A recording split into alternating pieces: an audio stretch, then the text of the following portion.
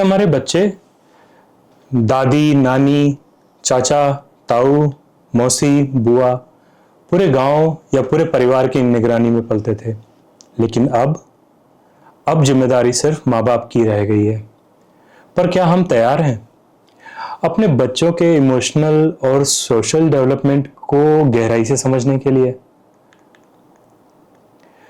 विगोट्स्की एक मशहूर रूसी साइकोलॉजिस्ट थे जिन्होंने कहा था, बच्चा अकेला नहीं सीखता, वो दूसरों के साथ मिलकर बातचीत और इंटरैक्शन से सीखता है। सबसे ज्यादा वही सीखता है। इसी को वो कहते थे जोन ऑफ प्रॉक्सिमल डेवलपमेंट, यानी बच्चा अकेले जो नहीं कर सकता उसे अगर कोई थोड़ा गाइड कर दे तो वो कर सकता है। पहले के जॉइंट फैमिली सेटअप में ये गाइडेंस नेचुरली मिल जाती थी। कोई बड़ा बच्चे के साथ खेलता था तो कोई उसे समझाता था, तो कोई उसकी बातों को सुनता था। हर बच्चा एक सोशल नेटवर्क के बीच में पलता था। जैसे जैसे परिवार न्यूक्लियर होते गए, माता पिता के पास समय की कमी है, तो बच्चे को अकेले छोड़ दिया जाता है। किसके साथ? मोबाइल, टीवी, स्मार्टफोन, गैजेट्स, इन सब के साथ। लेकिन बच्चे का इमोशनल और सोशल ब्रेन तब विकसित होता है जब कोई उसकी फीलिंग्स को समझे, सवालों को जवाब दे और गाइड करे। विगोट्स्की के हिसाब से पेरेंटिंग में 3 जरूरी बातें होनी चाहिए। पहली बात, साझा अनुभव, जॉइंट अटेंशन।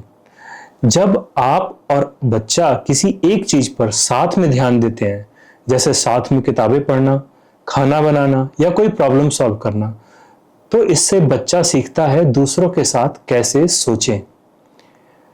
दूसरी बात, संवाद, जिसको विगोट्स्की ने स्कैफोल्डिंग बोला। बच्चे की सोच और समझ के स्तर को पहचान कर धीरे धीरे उसे गाइड करना, जैसे सीढ़ी पकड़कर चढ़ाना सिखाते हैं।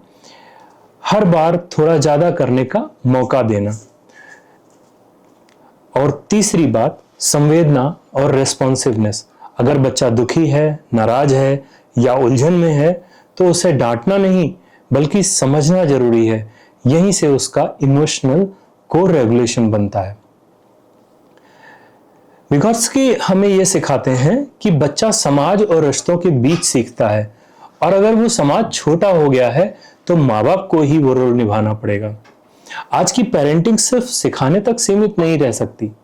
आपको साथ रहकर महसूस करके गाइड करना पड़ेगा और उसके लिए समय निकालना पड़ेगा।